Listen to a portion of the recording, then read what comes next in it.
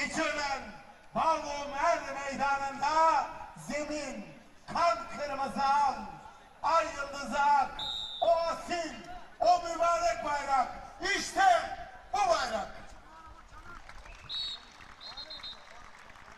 Destanlar yazıldı zalime karşı, mazlumun duası kapladı arşı, uğruna yazıldı İstiklal Marşı, zemin kan kırmızı al, ay yıldızı ak, o asil, o mübarek bayrak, işte bu bayrak.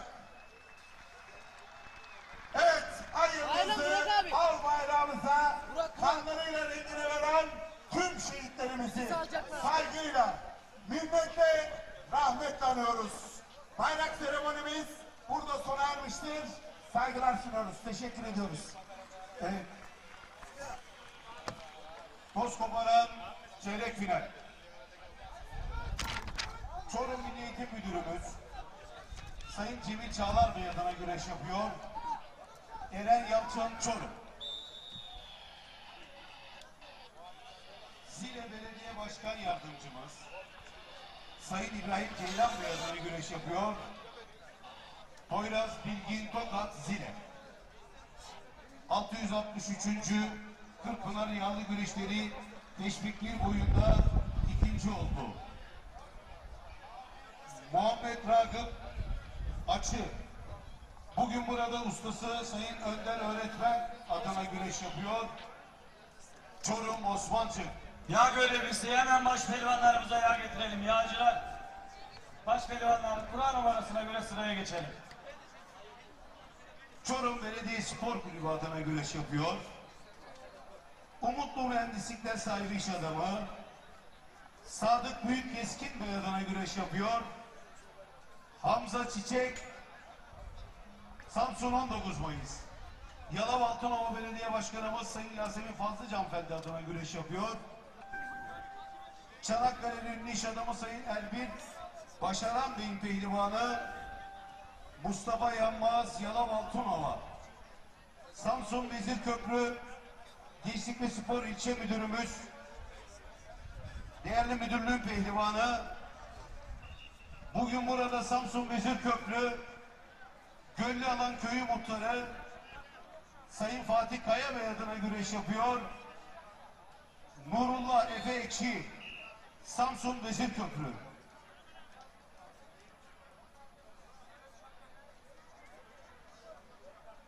Evet, baş pehlivanlar hemen tekstil oluyoruz.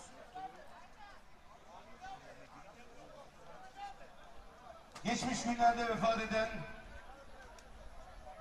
Sayın Ramazan Dalkıran merhum adına güreş yapıyor. Enes Yıldız Antalya Korkuteli. Akhisar Belediye Başkanımız Sayın Besim Mutlu Bey adına güreş yapıyor. Aynı zamanda Akar Mermerler sahibi iş adamı Sayın Recep Aker adına güreş yapıyor. Yiğiz Özel Aker. Manisa Akhisar. Ayak boyu çeyrek final. Sakarya Karabükçek Belediye Başkanımız Sayın Mehmet Murat Çoluklu adına güreş yapıyor. Fahrettin Adil Çelik Sakarya Karabükçek. Amasya Merzibon Belediye Başkanımız Alp Kargı Bey adına güreş yapıyor. Efe Topan Amasya Merzibon. Antalya Aksu Spor Kulübü'nün pehlivanı bugün burada Antalya'da faaliyet gösteren göz optikler sahibi iş adamı, iş insanı Sayın Emine Sarıtekeli hanımefendi adına güreş yapıyor. Ali Mert Uçlu Antalya Aksu. Çorum İl Milli Eğitim Müdürümüz Sayın Cemil Çağlar Bey adına güreş yapıyor. Mehmet Efe Hoca Çorum Osmanlı. Evet, birazdan değerli güreş severler, baş pehlivanlarımız ilk tur salavatlaması için dizilecekler. Hüseyin Hamza Eren, Tam Ankara. 66 baş pehlivan kol bağlayıp güreş tutacak değerli güreş severler. Volkan Bilgin Tokat. Tur atlayan baş pehlivan yok. Çorum İl 66 baş pehlivan kol bağlayıp güreş tutacak. Biliyorsunuz Ali Gürbüz Almanya'da olduğu için bu güreşlere katılım sağlamıyor. Ayrıca sakatlığından dolayı sezonu da kapattığını belirtmişti. Kendisine bir kez daha geçmiş olsun dileklerinde bulunuyoruz. Değerli güreş severler. Yusuf Can Zeybek de Almanya'daki müsabakada olduğundan dolayı bugün Ankara Bağlum Er Meydanı'nda güreş tutamayacak. Değerli güreş severlere bunu da belirtelim. Ama bugün çok önemli Çiçeğiburnu'nda elmalı güreşlerinde baş altında en yüksek 2 puanı toplayan Tolga Turan ve Okan Yavaş bugün Bağlum Er Meydanı'nda kol bağlayacaklar. Baş pehlivanlıkta ciddi bir sınav bugün verecekler. Özellikle hem Tolga Turan hem Okan Yavaş özelinde diyebiliriz. Recep Tosun. Evet değerli güreş severler, bugünkü bu organizasyonu canlı olarak ekranlarınıza getiriyoruz. Koza TV, Ekin Türk TV ortak canlı yayın ağıyla karşınızdayız. Evet, baş pehlivanlar şu anda tişörtlerini çıkartıp yağlanacaklar. Evet, Hüseyin Gümüşalan şu anda salavatlanıyor. Değerli yönetmenim baş pehlivanları ekranlara getirecek. Doçent Doktor Tahir Büyükakın adına güreş yapıyor. Aslı, Nesli, altın kemerli başpehlivanlar diyarı, Karamüselli. Elleri hazırlayalım. Hüseyin Gümüşalan, Karamüsel. Güreşlerimizin AKP Komite Başkanı, Ankara Büyükşehir Belediye Başkanımız Sayın Mansur Yavaşoğlu adına güreşiyor. ASKİ Spor Kulübü'nün pehlivanı Osman Özgün, Kocaeli Gölcük. Antalya Büyükşehir Belediye Başkanımız Sayın Muhittin Böcekbey adına güreş yapıyor. Aynı zamanda Uçar Emlaklar sahibi iş adamı Sayın Osman Uçar adına güreş yapıyor. Bendeniz Sattık Manisa. Kocaeli Başiskele Belediye Başkanımız Mehmet Yasin Özlü adına güreşiyor. Hamza Özkaradeniz Başiskele. Evet, Ankara Güdül Belediyesi Meclis Üyem, İl Meclis Üyem Sayın Ahmet Öksüz Bey adına güreş yapıyor. İsmail Koç, alkışlıyoruz.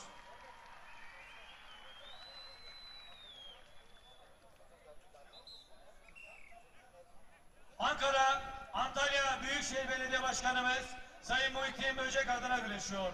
Yine Ford Tarım Yönetim Kurulu Başkanı Sayın Süleyman Alkan adına güreşiyor. Serkan Serttürk, Antalya Elmalı. Antalya Korkuteli Belediye Başkanımız hanımefendi Sayın Saniye Ceren adına güreşiyor. Aynı zamanda Korkuteli Esnaf Kefalet Kredi Kooperatif Başkanımız Sayın Hasan Ceren'in pehlivanı Okan Acar Antalya. Antalya Büyükşehir Belediye Başkanımız Sayın Muhittin Böcek adına güreşiyor. Aynı zamanda Vezirköprü Kunduz Yaylası Yağlı Pehlivan Güreşleri güreş ağamız. Ebedi Altın Kemeri sahibi Çiçekler Grup Yönetim Kurulu Başkanı Sayın Halil İbrahim Çiçek adına güreşiyor. Şahli Kurt Antalya 2004, 2007, 2008, 2016 yılları Salih Kırkpınar baş pehlivanı. Ankara Büyükşehir Belediyesi'ne tarihinde 2 kez altın kemer kazandırdı. Kocaeli Büyükşehir Belediye Başkanımız Doçent Doktor Sayın Tahir Büyükakın adına güreşiyor.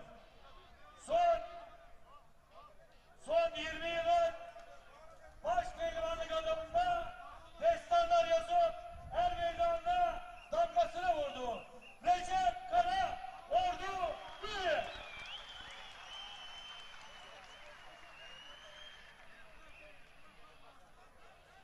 ...2023 yılı baş altı üçüncüsü Çorum Belediye Başkanımız Sayın Halil İbrahim Aşkın adına güreşiyor. Bekir Eryücel Çorum. Balıkesir Büyükşehir Belediyesi Yağlı Güreş Düzenleyen Kentler Birliği değerli başkanımız Sayın Ahmet Akın adına güreş yapıyor. Ertuğrul Dağdeviren Balıkesir Susurluk Ümiteli.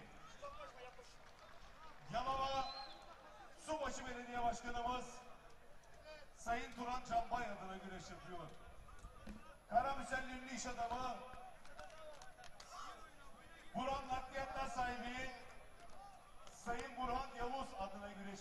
Semih Turgut, Altın Kemerli Başpehlivanlar Diyarı Karamüsel, Aslı, Nesli, Samsun'un öz evladı. Ankara Aski Spor Kulübü adına güreş yapıyor. Değerli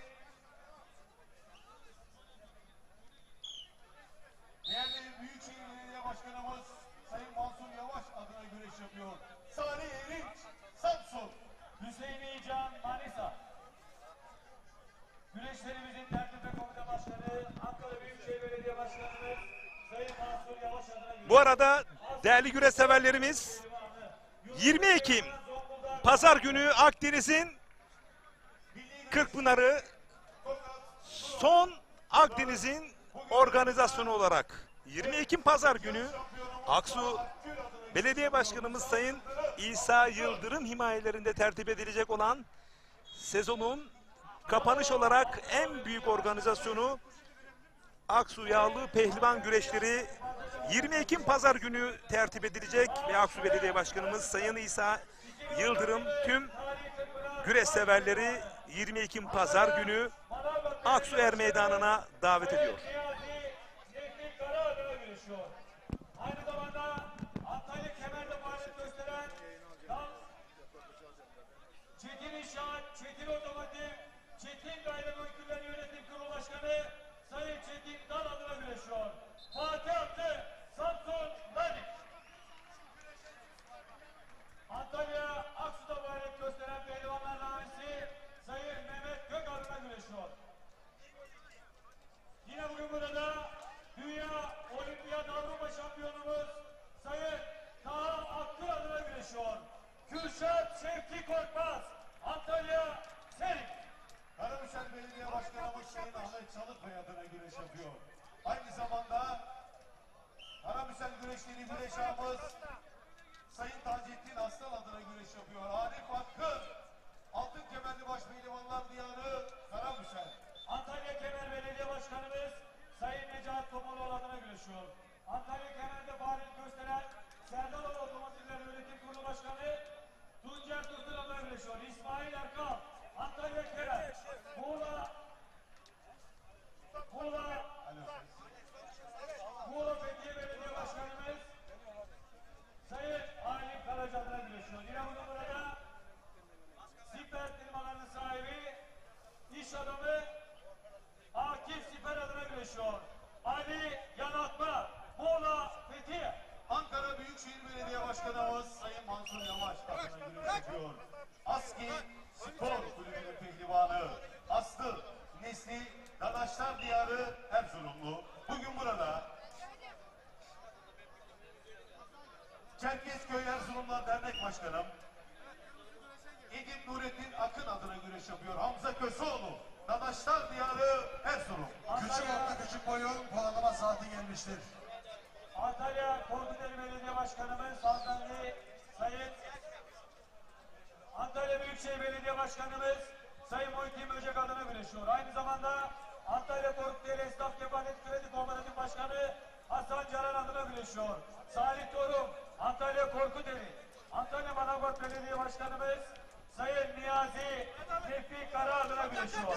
Yine bugün burada Aski Spor Kulüp Başkanımız değerli milletvekilimiz Sayın Yüksel Aktar adına güreşiyor. Osman Kan, Antalya Serik.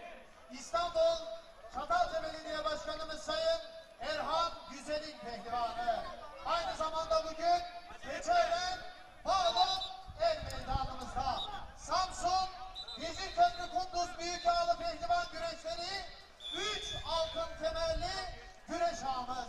Çiçekler Grup İnşaat Yönetim Kurulu Başkanı Halil İbrahim Çiçek adına güreş yapıyor. Yıldıray Pala Samsun. Kocaeli Büyükşehir Belediye Başkanımız Doçent Doktor Tahir Büyük Akın'ın pehlivanı. Aynı zamanda bugün el meydanımızda İYİ Parti Genel Başkanımız Sayın Musavat Dervişoğlu adına güreş yapıyor. Seçkin Duman Kocaeli. Karamüsel Belediye Başkanımız Sayın Ahmet Çalıkbay adına güreş yapıyor. Aynı zamanda Ankaralı ünlü iş adamımız, değerli veteriner Hüseyin Solak adına güreş yapıyor. Erkan Ertan. Altın kemerli başpehlivanlar diyarı Karamüsel. Balıkesir Büyükşehir Belediye Başkanımız Sayın Ahmet Akın adına güreş yapıyor. Aynı zamanda bugün burada Taylan Gıdalar Yönetim Kurulu Başkanı Sayın Ali Taylan adına güreş yapıyor. Süleyman Başer, Manisa, Akhisar, Selçuklu. Evet. Geçen hafta Antalya Elmalı, Büyük Yağlı, CV Enerji Büyük Yağlı pehlivan güreşlerinde topladığı puanlarla baş pehlivan olmaya hak kazandı. Cazgırların tabiriyle çiçeği burnunda baş pehlivan. Bursa Büyükşehir Belediye Başkanımız Sayın Mustafa Bozbey adına güreş yapıyor. Bugün de burada Çiçekler Grup Yönetim Kurulu Başkanımız 3 altın kemerli güreş ağamız Sayın Halil İbrahim Çiçek adına güreş yapıyor. Okan Yavaş, Bursa Mustafa Kemal Paşa, Çaltılıbük. Karamürsel Belediye Başkanımız Sayın Ahmet Çalık adına güreşiyor. Aynı zamanda Marmara Löksal Yönetim Kurulu Başkanı Pehlivanların abisi Erdem Gülfidan adına güreşiyor.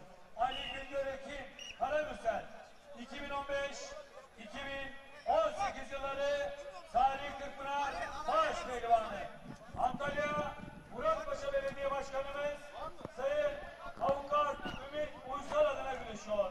Yine bugün Bu arada Antalya'dan Necati ve Hasan Akkan'a değerli büyüklerim iyi yayınlar diliyor.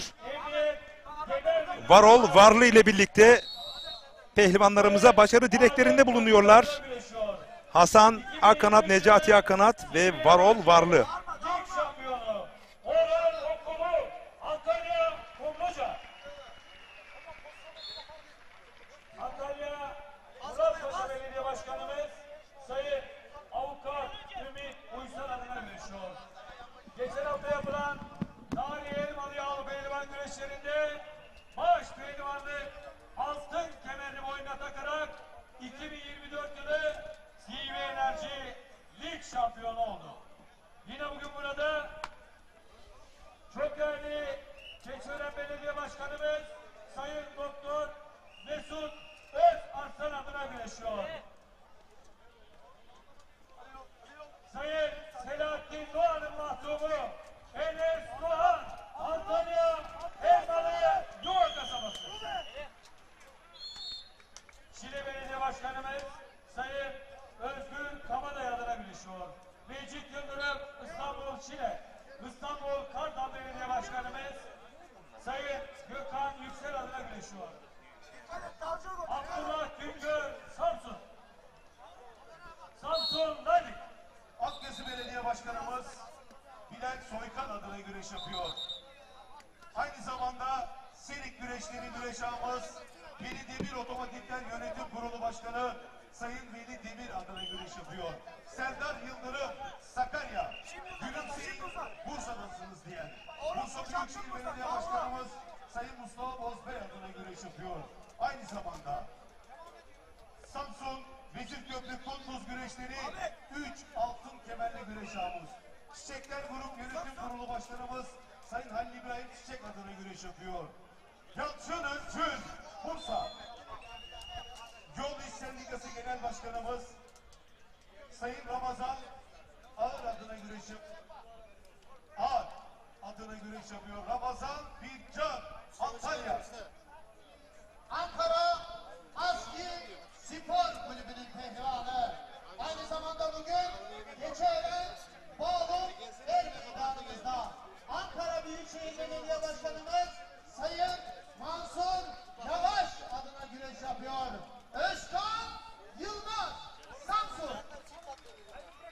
Kocaeli Büyükşehir Belediye Başkanımız Doçent Doktor Tahir Büyükakın adına güreş yapıyor. Aynı zamanda Godfrey Anchor MG Gayrimenkul sahibi iş adamı İstanbulluyun iş adamımız Muhammed Ali İlgin adına güreş yapıyor. Hep birlikte alkışlıyoruz. Faruk Akboyun, Kocaeli Kandıra. Kocaeli Büyükşehir Belediye Başkanımız Doçent Doktor Tahir Büyükakın'ın pehlivanı.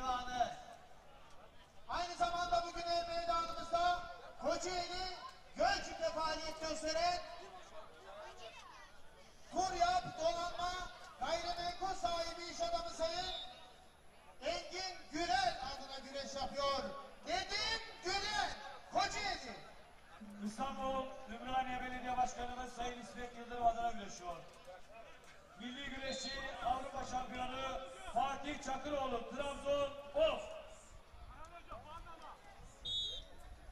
Taş koparan ve ayak boyu pehlivanlarının puanlama saati gelmiştir. 2009-2010 yılları Fatih Kırkpınar baş pehlivanı.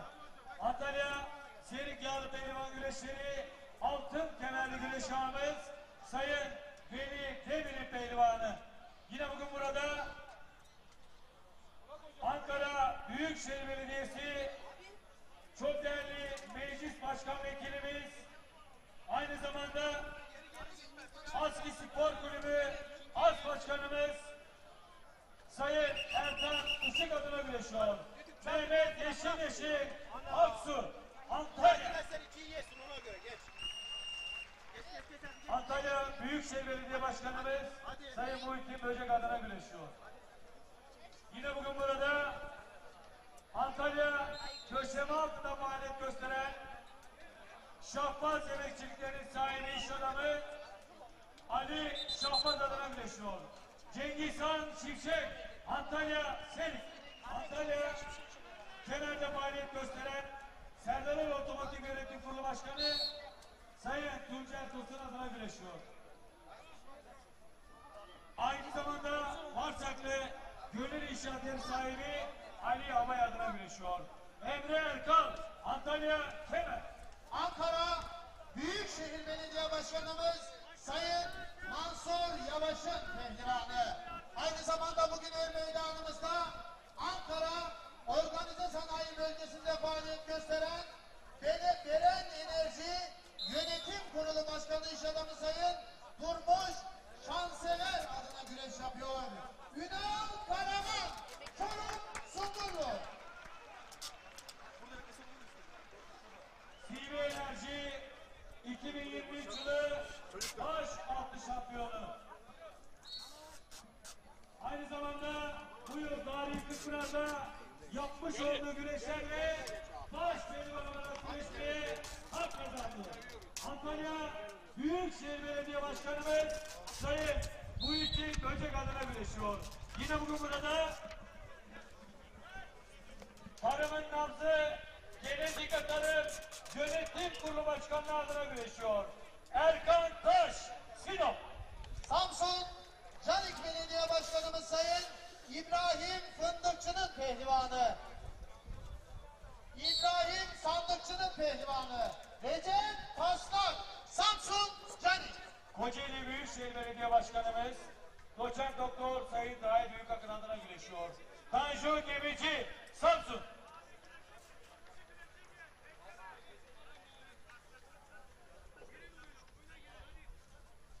Samsun Vezirköprü Samsun Vezirköprü Kunduz Büyükağlı Pehlivan Güreşleri 3 altın kemerli güreş ağımız. Çiçekler Grup İnşaat Yönetim Kurulu Başkanı İş Adamı Sayın Halil İbrahim Çiçek adına güreş yapıyor. Furkan Durmuş Altun, Antalya. Sakarya Hendek Belediye Başkanımız Sayın İrfan Püskül adına güreşiyor. Süleyman Aykırı, Sakarya Hendek. Kocaeli Gölcük Belediye Başkanımız Avukat Ali Yıldırım Sezer adına güreş yapıyor. Gölcüklü sevilen iş adamı Erkan Gönenç Bey adına güreş yapıyor. Yıldıray Akın, Kocaeli Gölcük.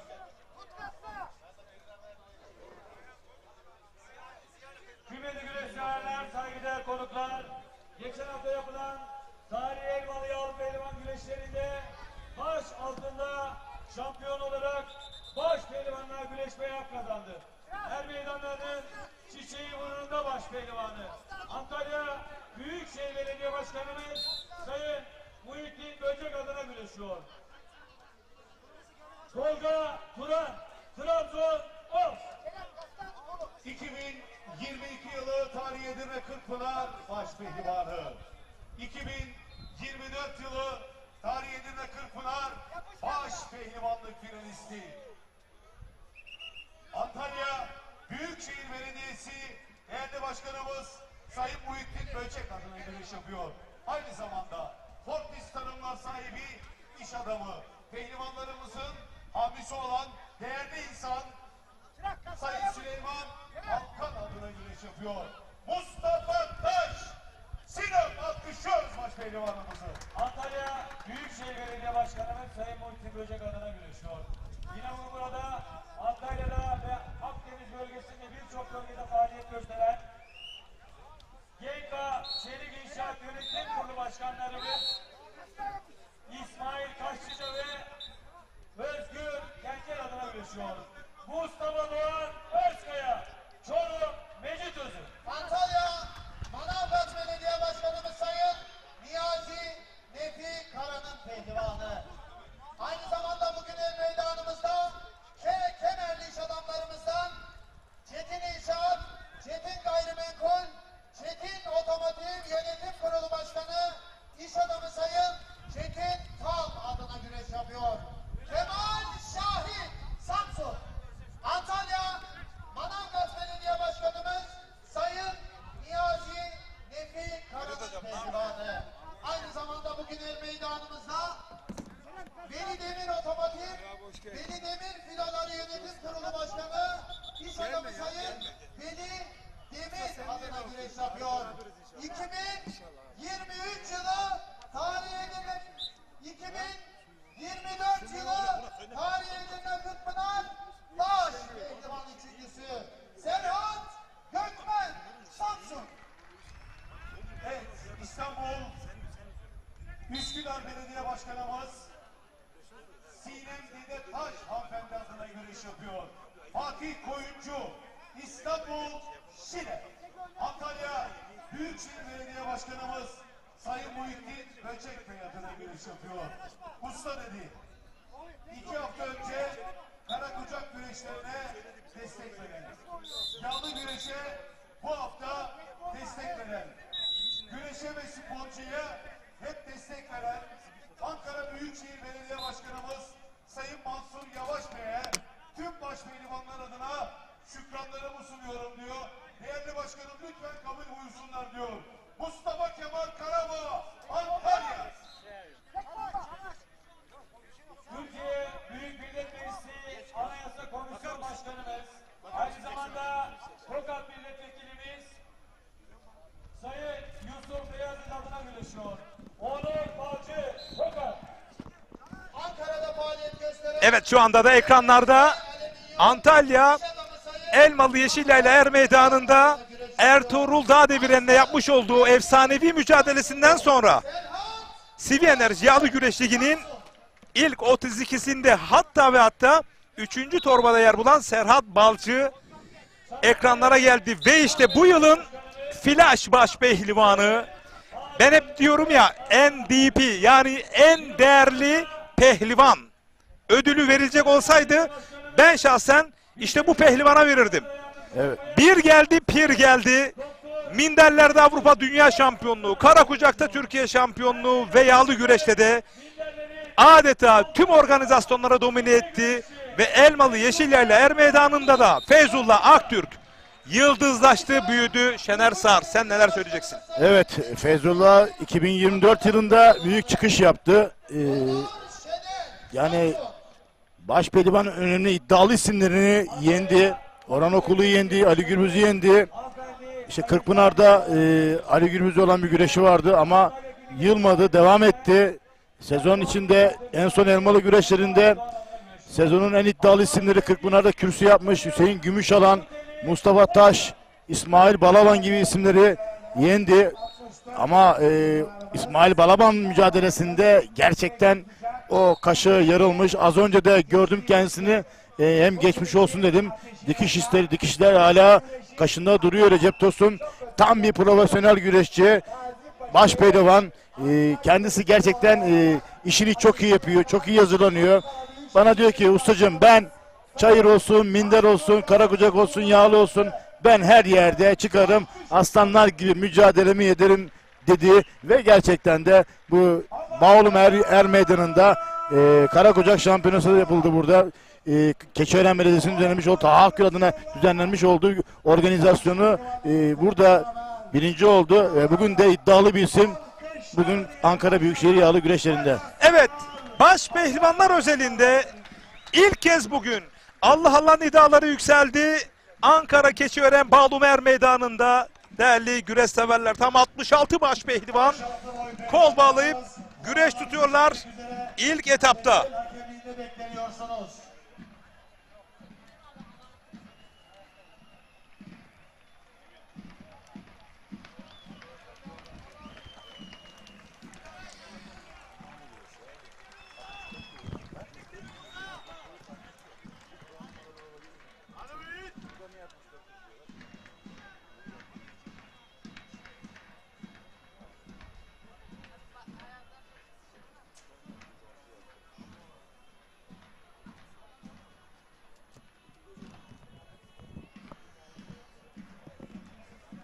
Evet, Enes Doğan ekranlarda değerli güreş severler.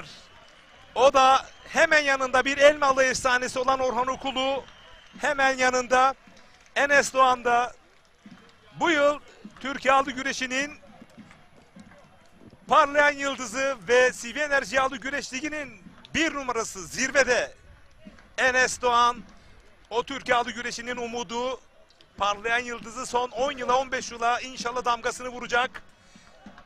Dualarınızı eksik etmeyin değerli güreş severler. İnşallah sakatlanmaz. Dualarınızı eksik etmeyin. Çünkü işte bu tür yıldızlarımızın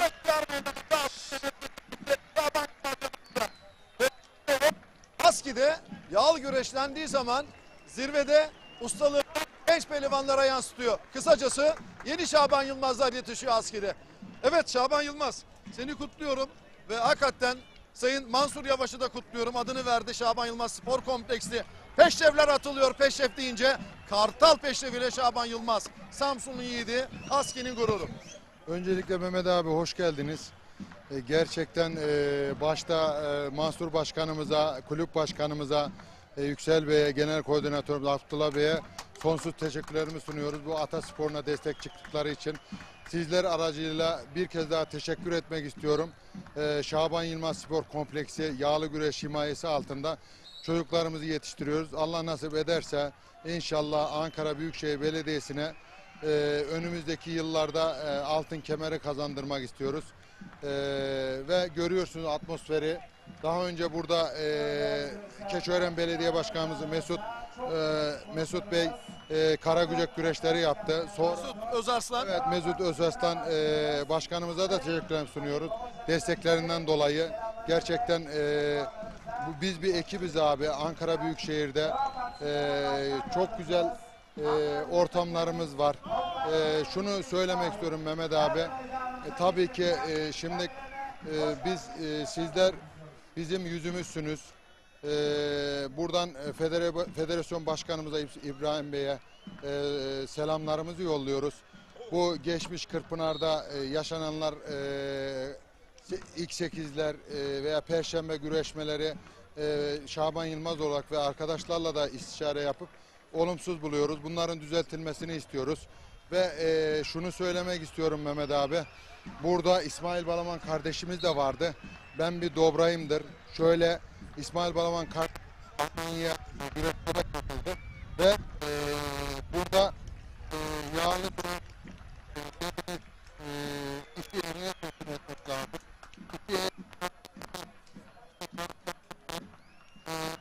Yürümez. Ama buradan rica ediyoruz yani Kırkpınar Ağa Seyfettin Selim karışmasın bizim işlerimize. Gerçekten burada anlaşılan sporcuları Almanya'ya teşvik etmesinler. Bazı şeyleri de derinlerinde konuşuyoruz ama konuşamıyoruz yani. İstişarelerde konuşalım. Evet. Çünkü burası şu an yeri değil ama ben biliyorum ki Şaban Yılmaz söylüyor. Sayın İbrahim Türkiş, bunların hepsini önümüzdeki istişarede hepinizi bekliyor zaten. Sizin fikirleriniz olmasa bu projelerin planlamalar hepsi öksüz kalacak. Ama buradan fikrini söylemek son derece tabii ki ben de saygı duyuyorum.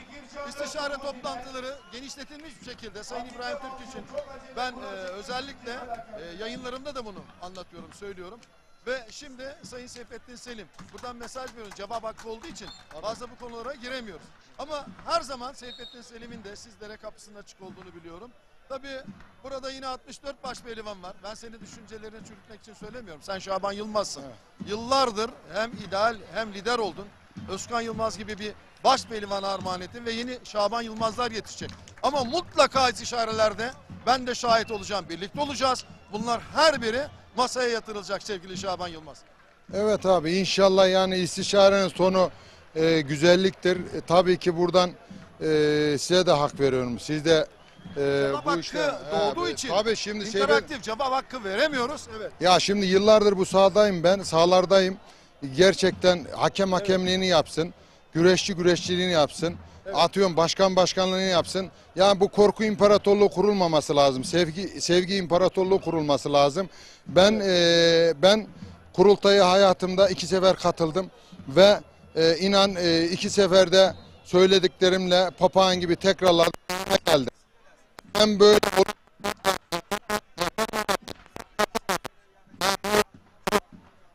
kurultay ne olur merkezde olsun.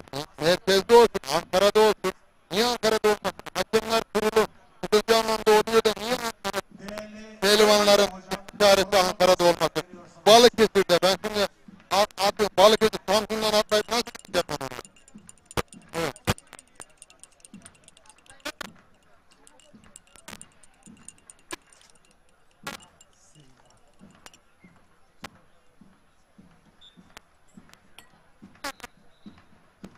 İnşallah Mehmet abi sizinle de istişare yaptık.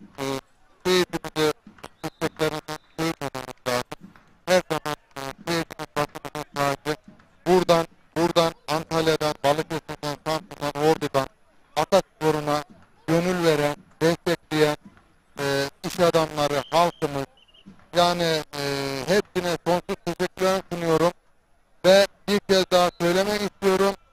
Samsun'un yapamadığını Mansur Başkan yapmıştır. Kendisinden Allah razı olsun. Allah daim eylesin.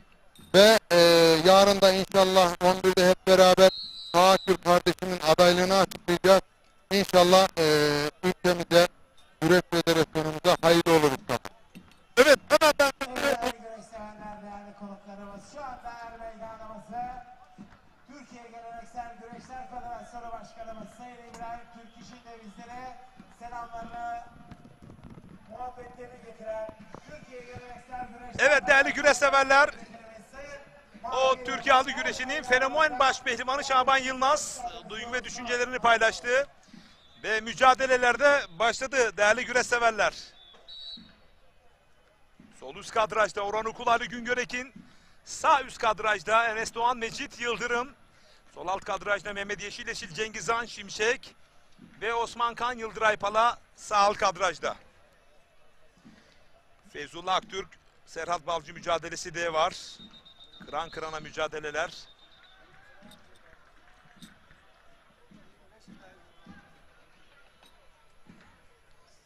Koza TV, Ekin Türk TV ortak canlı yayın ağındasınız değerli güreş severler.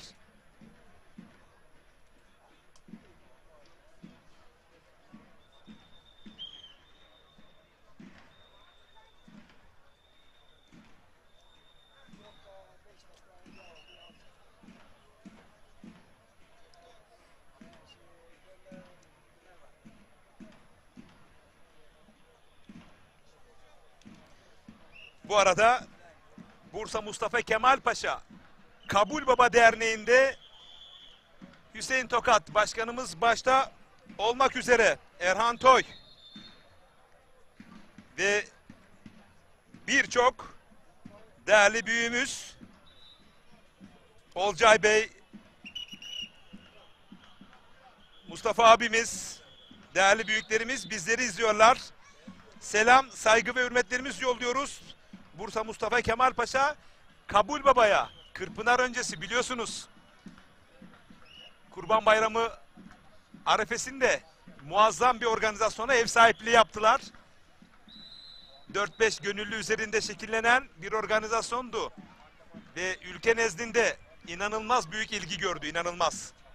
Hepsine selam, saygı ve hürmetlerimizi yolluyoruz.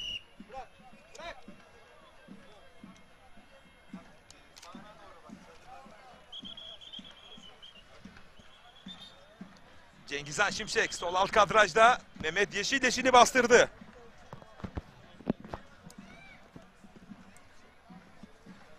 Sağ alt kadrajda Osman Kan Yıldıray Pala'yı bastırdı. Enes Doğan Mecit Yıldırım mücadelesi ayakta devam ediyor. Mecit Yıldırım da İstanbul Şile Belediyesi Başpehlivanı. Değerli güreş severler.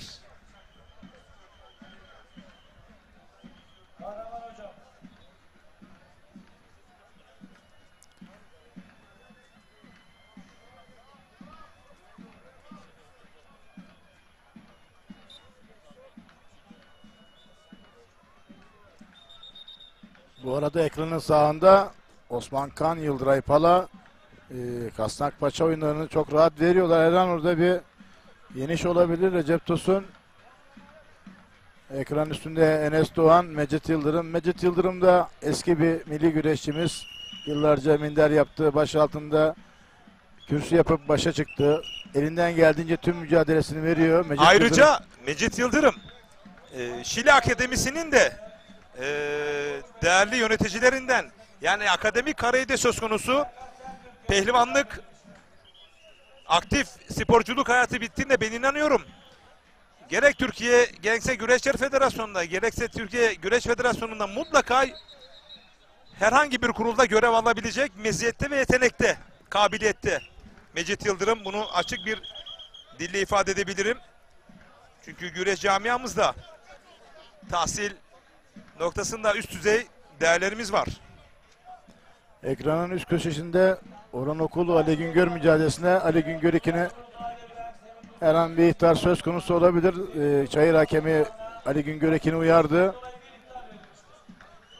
Bu arada Zonguldak'tan Halit Kaya, Hakkı Yiğit iyi yayınlar diliyor değerli büyüklerimiz.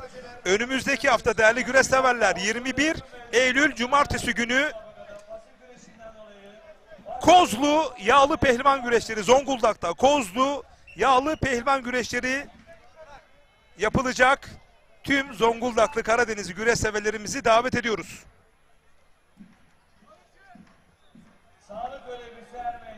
Tekrar ediyorum. 21 Eylül Cumartesi günü Zonguldak Kozlu Yağlı Pehlivan Güreşleri tertip edilecek. Dağköy Güreşleri Tertip Komitesi olarak Necdet Bey başta olmak üzere Dağköy Güreşleri Tertip Komitesi 21 Eylül Cumartesi günü Zonguldak'ın Kırkpınar olarak Kozlu Yağlı Pehlivan Güreşlerini tertip edecek. Ve yine Koza TV, Ekin Türk TV ortak canlı yayın ağıyla karşınızda olacağız değerli güreş severler. Bursa Orhan Gazi'den Berber Hasan değerli büyüğüm iyi yayınlar diliyor. Teşekkür ediyoruz. Şu anda herhangi bir yeni anonsu gelmedi ama her an gelebilir. Pehlivanlarımız Evet. kıran kırana güreşlere tutuşuyorlar. Baş pehlivanlık güreşlerinde Okan Yavaş ve Süleyman Başar arasındaki müsabakada Okan Yavaş galip. Okan Yavaş Bursa'nın ikinci baş pehlivanı Yalçın Üncül'den sonra Elmalı Yeşilyayla Yer Meydanı'nda baş pehlivanlığa yükselmişti ve baş pehlivanlıkta ilk galibiyetini elde etti değerli güreş severler. Süleyman Başar'ı mağlup ederek Okan Yavaş hayırlı uğurlu olsun kardeşimize baş pehlivanlık.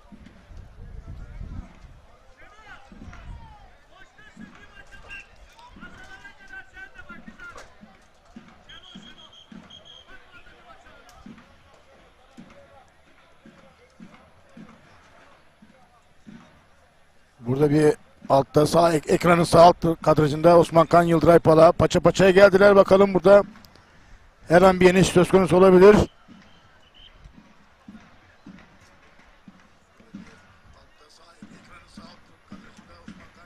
Ve kurtardı Yıldıray Pala. Baş pehlivanlık güreşlerinde Ali Bakım ve Kürşat Korkmaz arasındaki müsabakada Ali Bakım galip. Alanya'dan Erdal Cesur değerli büyüğüm iyi yayınlar diliyor. O bir güreş aşığı, güreş fenomeni. Çaylar'da inanılmaz derecede katkı sağlamakta. Bu arada Serhat Balcı uzak kadrajda Feyzullah Aktürk'ü mağlup etti. Kaşında büyük bir açılma vardı Serhat. Feyzullah Aktürk'ün bugün için risk almadı ve Serhat Balcı ikinci turda uzak kadrajda. Değerli güreş severler. Bakın sağ alt kadrajda ekrana geliyor. Hacı Serhat Balcı.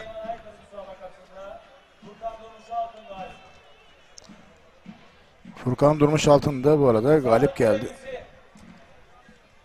Baş pehlivanlık güreşlerinde Menderes Saltık ve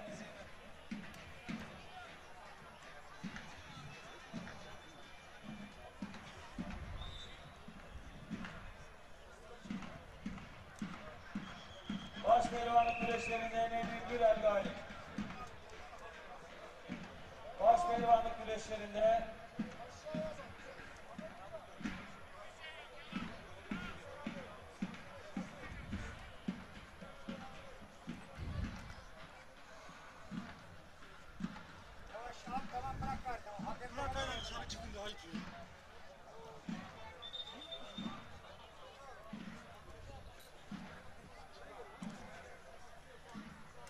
Sağ alt kadrajda paçalara doğru hamlesi söz konusu Osman Kan'ın. Sol alt kadrajda, sol üst kadrajda Orhan Okul, Ali Güngöreken'i dış kazık. İç başı oyununda değerli güreş severler.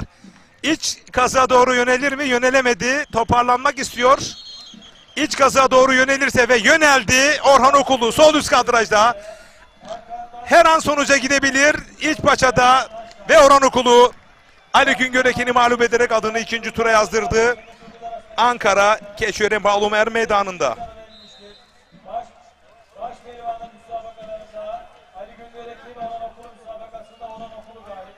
Baş pehlivanlık güreşlerinde Tanju Gemici ve Yıldıray Akın arasındaki müsabakada Yıldıray Akın galip.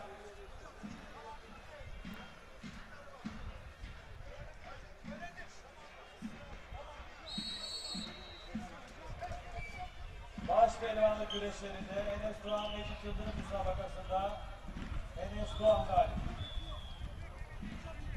Değerli güreş severler, kıymetli misafirlerimiz. Baş pehlivanlık güreşlerinde Rıza Yıldırım ve Yunus Emre Yaman arasındaki müsabakada Yunus Emre Yaman galip. Baş pehlivanlık müsabakasında Fatih Atlı ve Kaan Kaya arasındaki müsabakada Kaan Kaya galip. Büyük orta boyu ikinci tur müsabakaları. Allah Allah! İllallah! Muhammedur Resulullah! Büyük orta boyu ikinci tur pehlivanı hep beraber. Alkışlara diyelim maşallah. Allah derman versin. Baş pehlivanlık müsabakasında Hüseyin Gümüşalan Osman Özgür arasındaki müsabakada Hüseyin Gümüşalan galip. Baş pehlivanlık müsabakasında Tanju Gemici galip. Evet, yine Sulu Saray Yağlı Pehlivan güreşleri önceki dönem güreş ağamız, eski pehlivanımız Sayın Fezail Tatlıdil. Şu anda Er Meydanımıza teşekkürler. Kendilerine hoş geldiniz diyoruz. Sağ olsunlar, var olsunlar. Baş pehlivanlık güreşlerinde Erkan Erdoğan Seçkin Duman arasındaki müsabakada Seçkin Duman galip. Baş altı boy pehlivanlarımız. Salavatlanmak üzere çok acele Er Meydanı'nda yerlerinizi alınız. Baş pehlivanlık güreşlerinde Mücadeleler kıran kırana devam ediyor. Şener Sarda notlarını alıyor.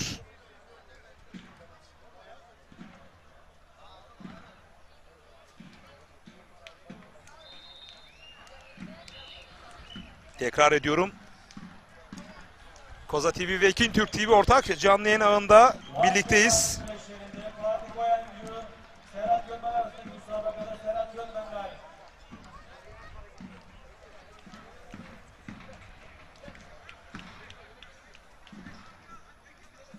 Sol alt kadrajda mücadele yerde devam edecek. Cengizhan Şimşek ve Mehmet Yeşilleş'in mücadelesi. Sağ üst kadrajda İsmail Koç. evet İsmail Koç. Serkan Sertürk'ü Sarmakale'den açarak gerdanlamayla adını ikinci tura yazdırdı.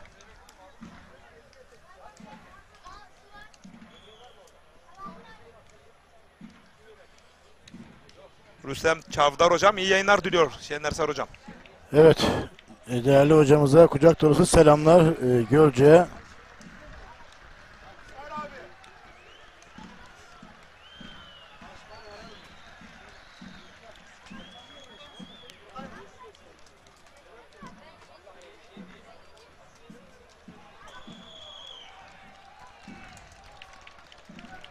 pehlivanlık güreşlerinde Ertuğrul Aldevren, Semih Turgut arasındaki müsabakada Semih Turgut galip.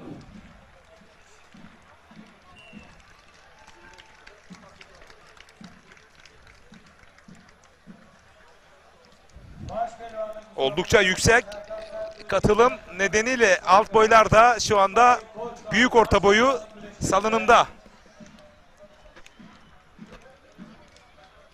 Sol üst kadraja Recep Kara mücadelesi yansıdı. Değerli güreş severler. Sağ üst kadrajda da Hamza Köseoğlu. Salih Doruk mücadelesi.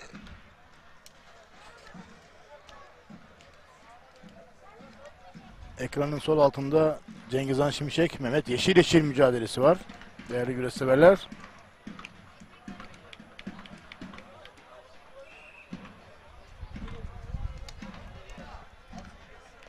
Baş altı boy pehlivanlarımız. Ekranın yine sağ kadrajında Abdullah Güngör, Serdar Yıldırım mücadelesi. O da Bursa Dürdane Köyü'nden Halil Doğru iyi yayınlar diliyor değerli büyüğüm. Hafız Hacı Halil Doğru büyüğüm. Geçmiş olsun dileklerinde bulunuyorum. Kendisi yakın zamanda bir operasyon geçirdi. Bir güreş aşığı, güreş sevdalısı 40 yıl önce Bursa'da güreş tertip etti. Değerli büyüğüme acil şifalar diliyoruz. İnşallah eskisinden daha sağlıklı bir şekilde tekrar hayatına devam edeceksin. Selam, saygı ve hürmetler yolluyoruz. pehlivanlık müsabakalarında Kemal Şahin, Mustafa Doğan Özkaya arasındaki müsabakada Mustafa Doğan Özkaya galip.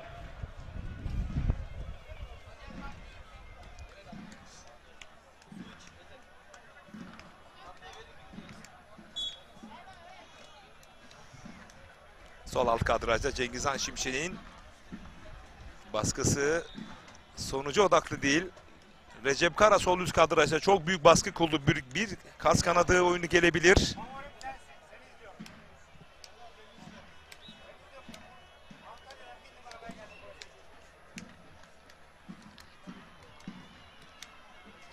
Sağ alt kadrajda Serdar Yıldırım ve Abdullah Güngör mücadelesi.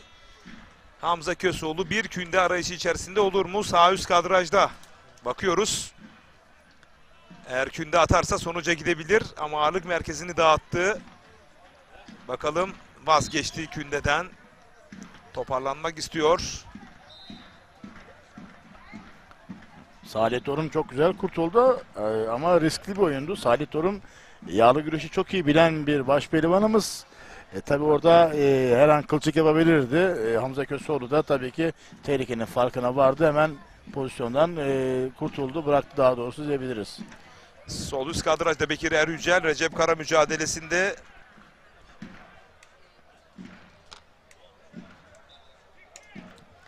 Eski pehlivanlardan Köroğlu Hüseyin tüm pehlivanlara başarı dileklerinde bulunuyor.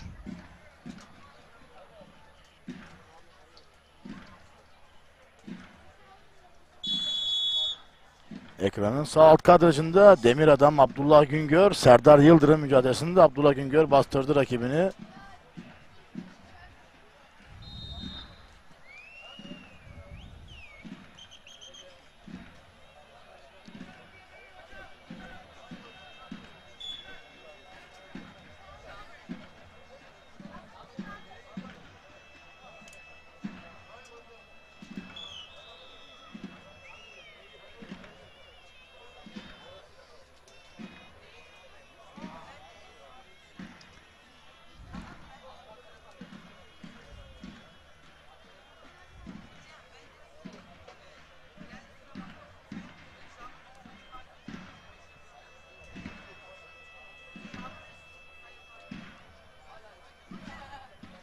Nail Batuk iyi yayınlar diliyor. Yeni baş pehlivan olan Tolga Turan'a da başarı dileklerinde bulunuyorum demiş. Bizler de tabii ki başarılar diliyoruz kardeşimize. Baş pehlivanlığın hayrını görsün. Bizde yağlı güreş tabiriyle başa çıkanlara bu şekilde hitap edilir. Baş pehlivanlığın hayrını görsün inşallah. Sakatlıksız bir kendisine baş pehlivanlık diliyoruz. Bu arada kazanan kim oldu? Mustafa Taş Tolga Turan mücadelesinde Mustafa Taş Tolga Turan'ı yenerek adını ikinci Evet. sıraya yazırdı. İşte o Tolga Turan Mustafa Taş'a mağlup oldu ilk turda. Mustafa Taş yoluna devam ediyor.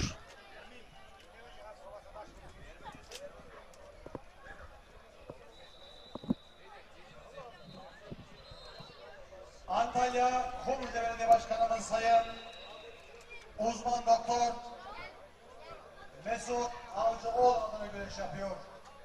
Aynı zamanda bugün burada Antalya Büyükşehir Meclis Üyemiz Bekir Bircan adına güreş yapıyor. Osman Karataş, Antalya Kumluca. Balıkesir Büyükşehir Belediye Başkanımız Sayın Ahmet Altın Beyefendi'nin pehlivanı. İhsan Derin, Balıkesir. Balıkesir Büyükşehir Belediye Başkanımız Sayın Ahmet Akın Beyefendi'nin pehlivanı. Necip Al, Balıkesir. Gölcük Belediye Başkanımız Sayın Ali Yıldırım Sezer Beyefendi'nin pehlivanı. Yunus Emre Akban, Kocaeli, Gölcük. Antalya Kumluca Belediye Başkanımız Sayın Uzman Doktor Mesut Avcı Bey'in pehlivanı. Aynı zamanda bugün burada HD Butikleri sahibi iş adına Hatice Demir Ezen adına güreşiyor. Ömer Yasin Gökkaya, Antalya. Antalya Selik Belediye Başkanı Recep Karabekir Erücel. Operatör Doktor Sol üst kadrajda. Mehmet Yeşil, Cengizhan Şimşek sol alt kadrajda. Abdullah Güngör, Serdar Yıldırım sağ alt kadrajda. Salih Yorum, Hamza Köseoğlu sağ üst kadrajda değerli güreş severler. Kırmızı Kan, Antalya Selik. Kocaeli Büyükşehir Belediye Başkanımız Doçent Doktor Tahir Büyükakın adına güreş yapıyor. MG Yapı, MG Arsa, MG Telefabrik yapılar sahibi iş adamı Sayın Muhammed Ali İlgin adına güreş yapıyor. Emre Gürbüz, Kocaeli. Ankara Büyükşehir Belediye Başkanımız Sayın Mansur Yavaş adına güreş yapıyor. ASKİ Spor Kulübü'nün pehlivanı Metin Alpaslan Temizce, Sakarya. Karamürsel Belediye Başkanı Sayın Ahmet Çalık adına güreş yapıyor. Mert Altın Kemerli Başpehlivanlar Diyarı Karamürsel. Denizli Pamukkale Belediye Başkanımız Ali Rıza Ertemur Bey adına güreş yapıyor. Aynı zamanda ilk ortokonförler sahibi iş adamı Sayın Güray Kurca adına güreş yapıyor.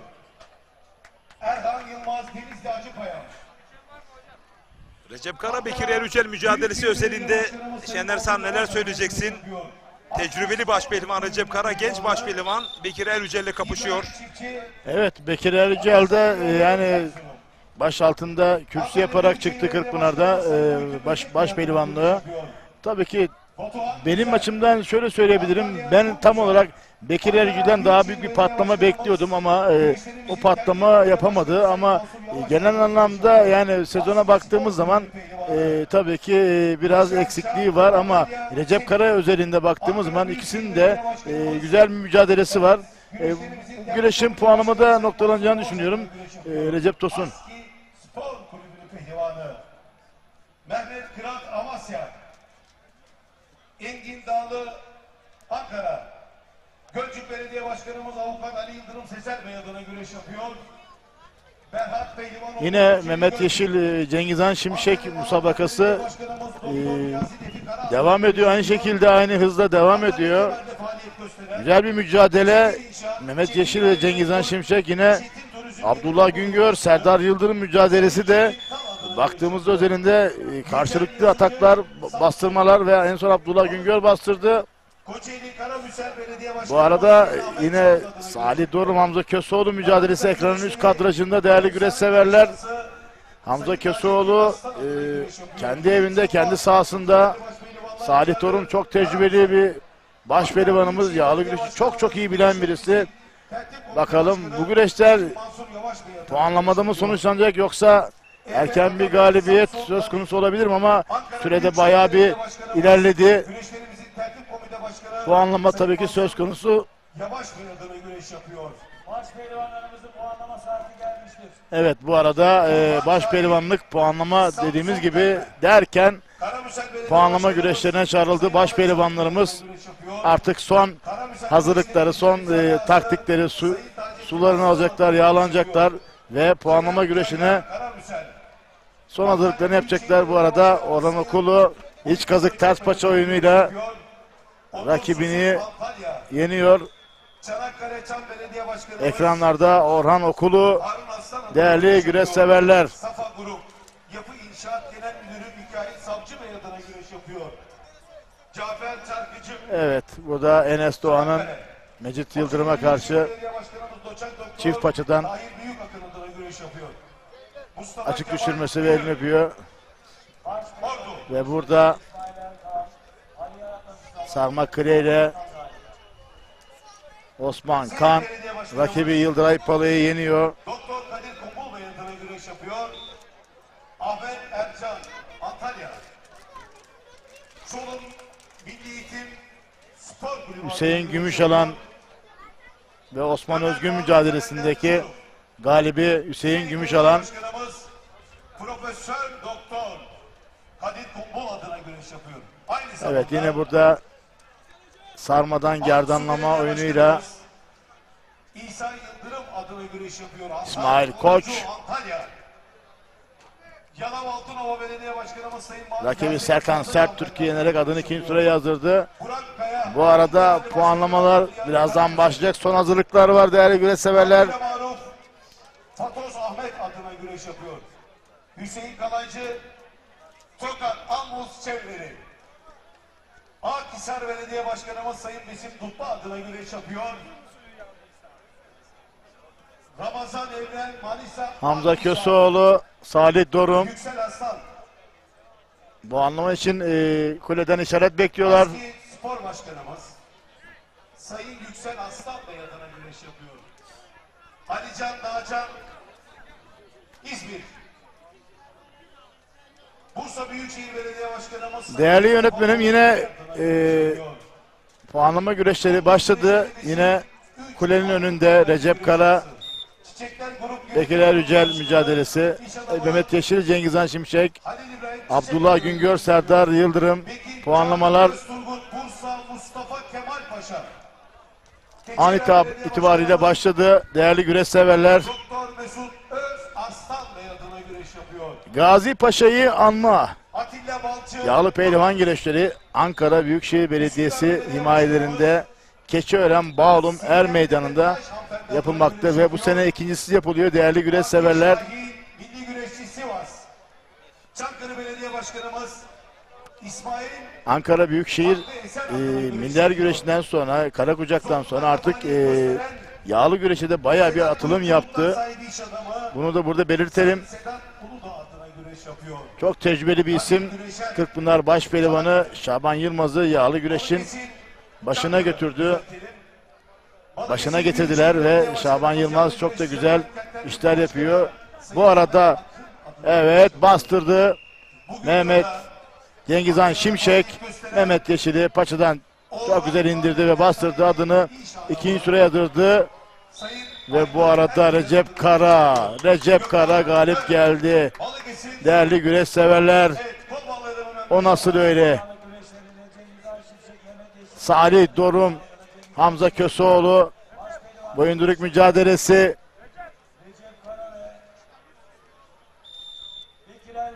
Ve Hamza Köseoğlu Salih Dorum'u bastırarak adını ikinci sıraya yazdırdı. Hamza Köseoğlu. Muhammedun Resulallah. Baş altı pehlivanlarımıza hep birlikte alkışlarla diyelim maşallah. Erman Merseyin. Bu arada evet, ekranlarda Özkan Yılmaz Küçük orta küçük, küçük orta büyük, çok acele meydanlar. ve Faruk Akkoyun mücadelesi, puanlama güreşi.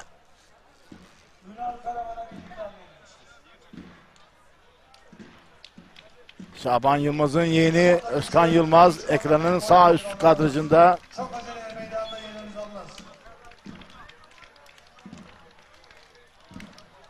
Ve ekranın sağında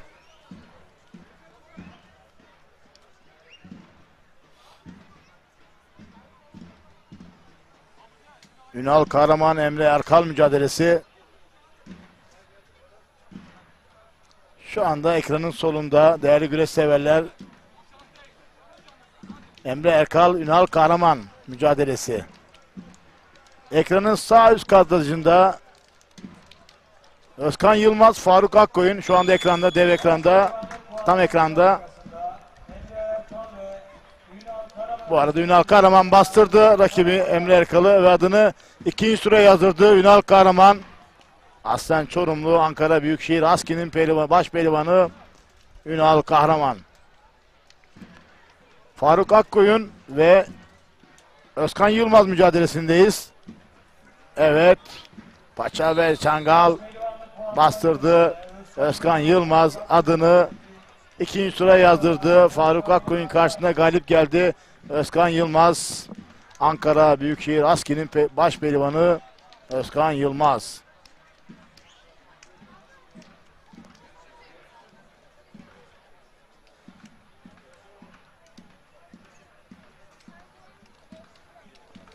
Evet, bir diğer mücadele Serdar Yıldırım, Abdullah Güngör. Bakalım buradan Serdar Yıldırım dolanabilecek mi? Ya da Abdullah Güngör buradan paça alıp kalkıp blok edebilecek mi? Serdar Yıldırım'ı yan kazıkta Serdar Yıldırım. Bakalım buradan dolanabilecek mi? Bir evet atmaya çalıştı. Evet, oturarak ama Abdullah Güngör izin vermedi. Paçayı bırakmıyor. Abdullah Güngör, Serdar Yıldırım yine yan kazıkta ama paçayı kurtarması gerekiyor. Abdullah Güngör arka şaka almaya çalışıyor. Bir eli paçada ama kafayı çıkarması lazım ki Abdullah Güngör'ün. Burada dolanmaya çalışıyor Serdar Yıldırım. Bakalım dolanabilecek mi? Evet, dolandı ve adını ikinci tura yazdırdı. Serdar Yıldırım, Abdullah Güngör karşısında galip gelerek. Baş pehlivanlar Koç Yiğiter, saat 14.30'da buralarınızı çekmek için her meydanda hazır olunuz. Baş pehlivanlar Koç Yiğiter, saat 14.30'da buralarınızı çekmek için her meydanında hazır olunuz.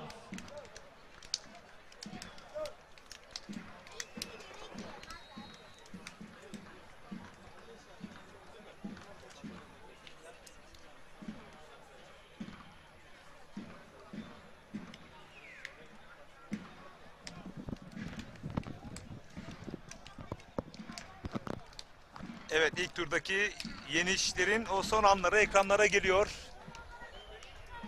Değerli güreş severler.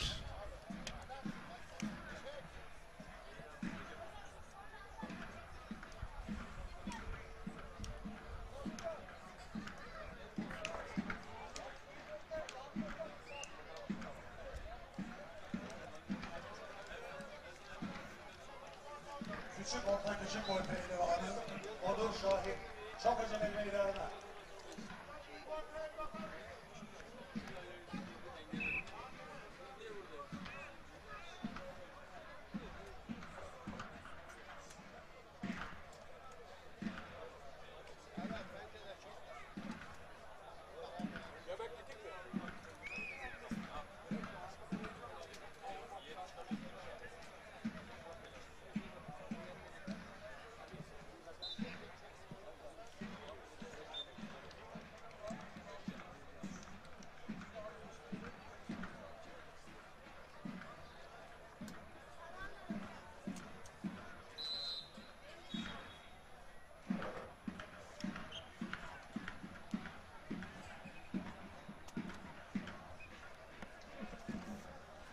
Büyük orta pehlivanlarımızın puanlama saati gelmiştir.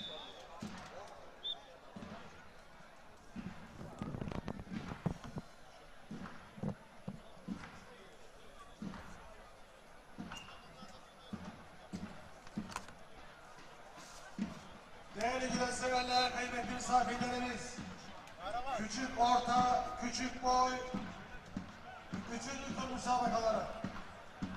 Allah Allah, illallah, Muhammedur Resulullah.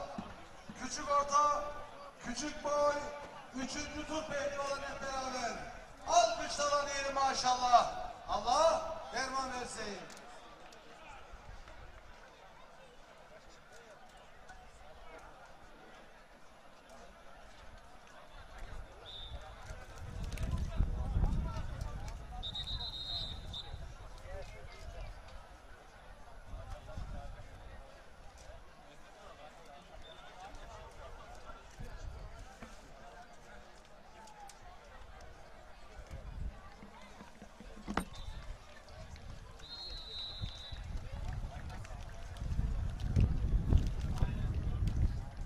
küçük orta büyük boy pehlivanlarımız selavatlanmak üzere her meydanında yerlerinizi alınız.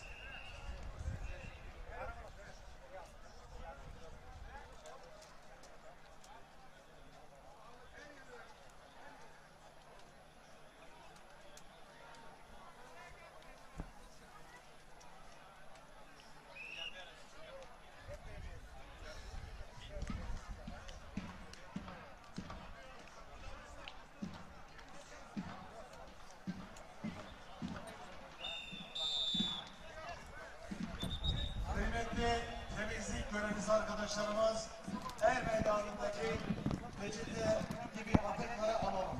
Biz kısa bir reklam arası verin değerli güreş severler. Sadece 5 dakika. Kısa bir reklam arasından sonra tekrar Ankara Keçiören Bağlumer Meydanı'nda birlikte olacağız. Bizden ayrılmayın.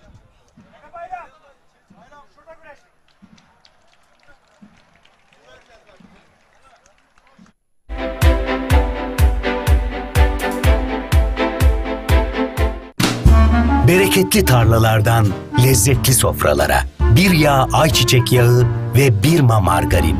Türkiye'nin en büyük ayçiçek yağı